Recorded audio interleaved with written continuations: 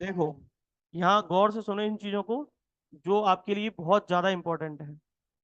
क्योंकि हम क्या है, लड़ने तो लग गए लेकिन हमारे हथियार हमें पता नहीं है कि है क्या एक्चुअल में। ठीक है, कंपटीशन में तो उतर गए लेकिन हमें पता ही नहीं है कि बाहर माहौल चल क्या रहा है। तो देखो, यहाँ पर चाहे आरजेएस की तैयारी कर रहे हो, चाहे आप एपीओ की तैयारी कर रहे हो, या कोई जेएलओ की तैयारी, जो भी जिस तरीके की तैयारी कर रहे हो, कोई फर्क नहीं पड़ता, लीगल फील्ड ही है अपना, है ना। तो ध्यान एक चीज रखनी है कि पीछे, यहाँ यहाँ पर एक चीज ध्यान रखो कि पीछे की साइड लूप होल क्या है।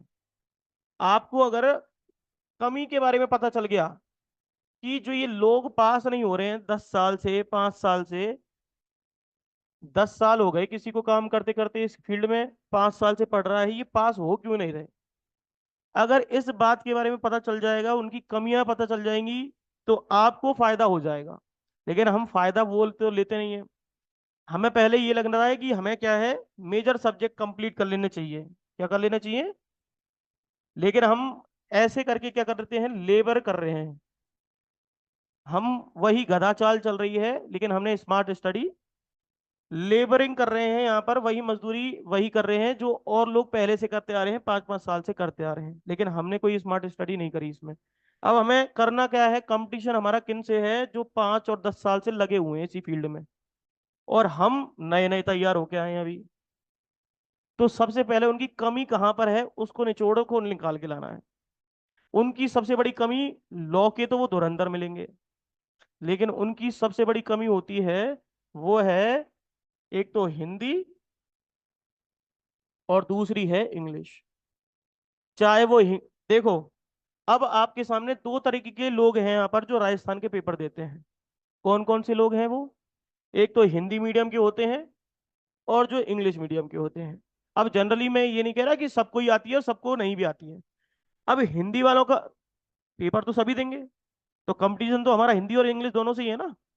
तो हो क्या रहा है यहाँ पर कि हिंदी मीडियम वालों को तो क्या नहीं आती, इंग्लिश ग्रामर अच्छी नहीं आती। हालांकि हिंदी वालों को हिंदी भी अच्छी नहीं आती, सही बात बता रहा हूँ मैं आपको। और इंग्लिश वालों को दोनों के साथ प्रॉब्लम है, ना तो उन पे हिंदी आती है और ना ही उन पे इंग्लिश आती है। आप देखो, तुम्हें कितना आसान हो गया पैटर्न को समझना।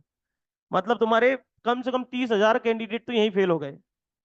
अब यहाँ पर जो उतरने वाले हैं वो कितने हैं टोटल? 2,000 लोग हैं जिनसे तुम्हारा कंपटीशन हो रहा है, जिनको हिंदी इंग्लिश अच्छी आती है। अब इनमें से भी ऐसे समझ लो कि किसी किसी को हिंदी भी बहुत कम आती होगी। ऐसा नहीं कि सब सर्वगुण संपन्न है, क्योंकि हमारा टाइम पूरा क्या है, लॉ में ही निकल जाता है, हम लॉ ही लॉ पढ़ रहे हैं। और हमने हिंदी, ये जो हिंदी और इंग्लिश है ना, इन दोनों को छोड़ दिया है। अब जैसे मैं आपको एक तरीके से आरजेएस का पैटर्न समझा देता हूँ। आपका आरजेएस का पैटर्न जो है, जो आरजेएस का एग्जाम दे रहे हैं, इसको आप अपने उस पर भी अप्लाई कर सकते हो और सब्जेक्ट पे, क्योंकि जनरली इस चीज को देखो। जैसे प्री का पेपर है आपका, एक मेंस का पेपर है, ये तो एपीओ में भी है। अब एक आपको इंटरव्यू का भी पेपर देना होता है।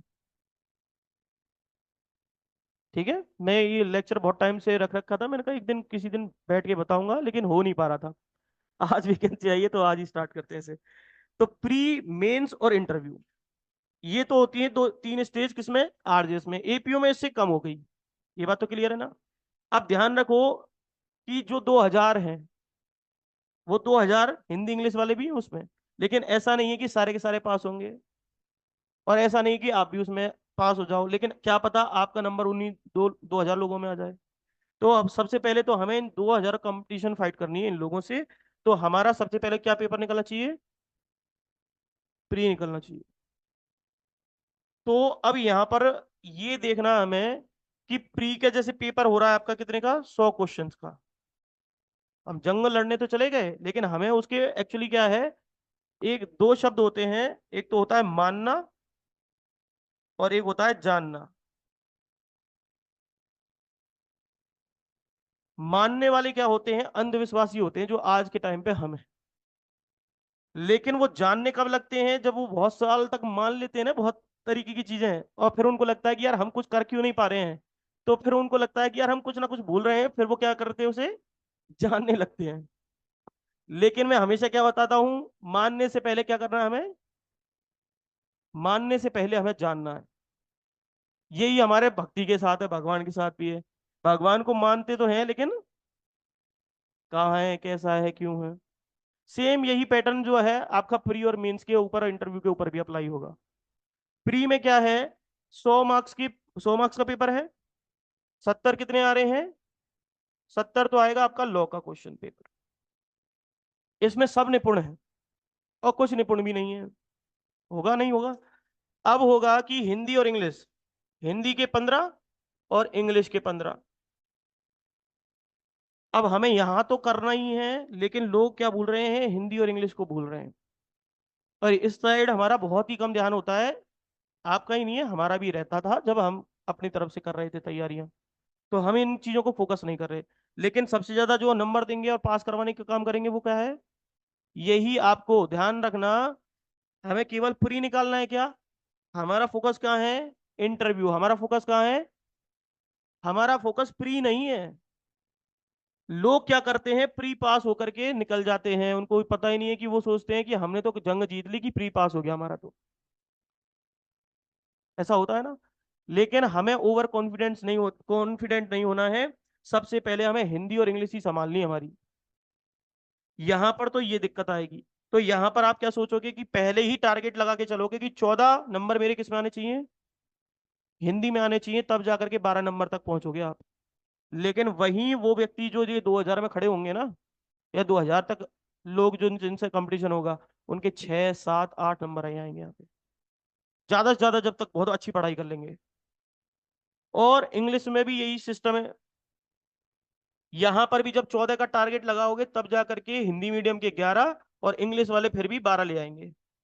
ठीक है, तो मैं तो 11 11 का ही क्राइटेरिया बना के चल दिया यहाँ। लेकिन लॉ सबकी पढ़ी हुई होती है। अब यही देखो, यहां पर तो उन लोगों के 6 6 5 5 7 7 नंबर ही आएंगे, लेकिन आपके कितने आ रहे हैं, ये पता है कब आते हैं, जब आपकी अच्छी तैयारी हो गई हो इस फील्ड में, हिंदी के फील्ड में और इंग्लिश के फील्ड में।